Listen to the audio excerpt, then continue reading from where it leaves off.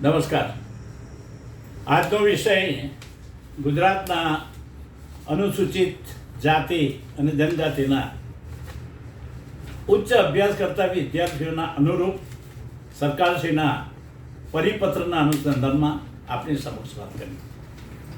મારું નામ ગણપતભાઈ પરમાર, અમદાવાદ મ્યુનિસિપલ કોર્પોરેશનનો પૂર્વ મ્યુનિસિપલ કાઉન્સિલર, પૂર્વ ચેરમેન, સ્કૂલ બોર્ડનો પૂર્વ સભ્ય અને તાજેતરમાં ગુજરાત પ્રદેશ કોંગ્રેસ સમિતિના અનુસૂચિત જાતિ ડિપાર્ટમેન્ટ વાઇસ ચેરમેન.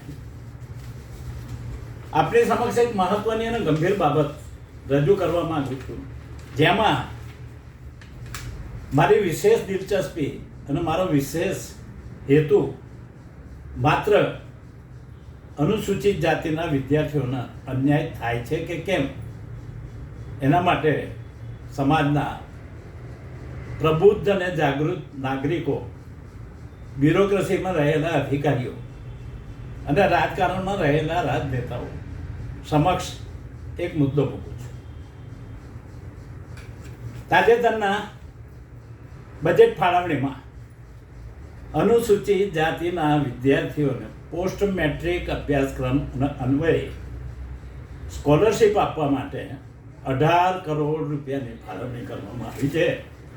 એ 18 કરોડની જે ફાળવણી છે એમાં જે પરિપત્ર છે તે તારીખ 7/3/2006ના પરિપત્ર પ્રમાણે નાણાં વિભાગની તારીખ 14/5/2026ની નોંધથી ઠરાવ બહાર પાડવામાં આવ્યો છે.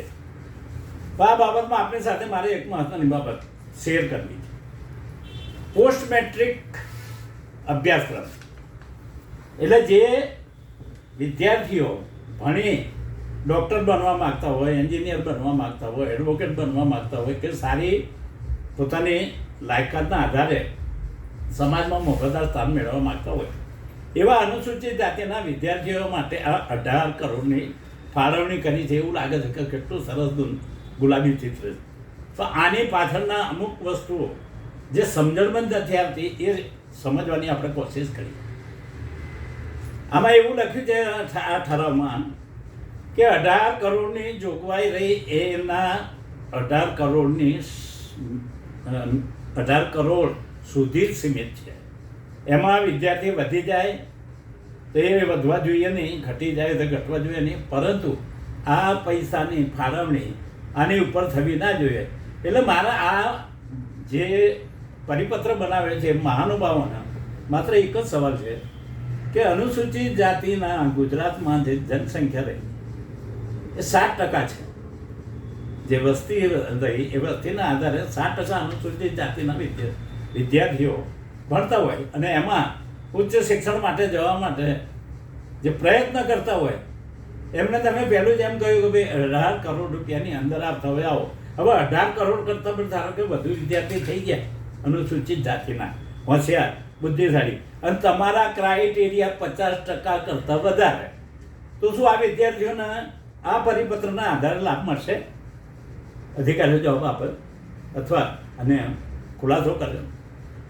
બીજી એક મહત્વની વાત કહું કે અનુસૂચિત જાતિ, અનુસૂચિત જનજાતિ, ઓબીસી આ તમામ કોમોના બંધારણીય અધિકારોના કારણે એના સમાજના પેરેલલ સમાજની સાથે અને સમાજની પ્રગતિમાં સરખા ભાગીદાર બનાવવા માટે આ યોજનાનો લાભ આપવામાં આવે છે. માત્ર ને માત્ર જાતિ આધારે, અનટચેબિલિટી અને જાતિ આ મહત્વના મુદ્દાઓના કારણે આ યોજનાઓ બની. હવે અત્યારે જે નવી યોજનાઓ ચાલુ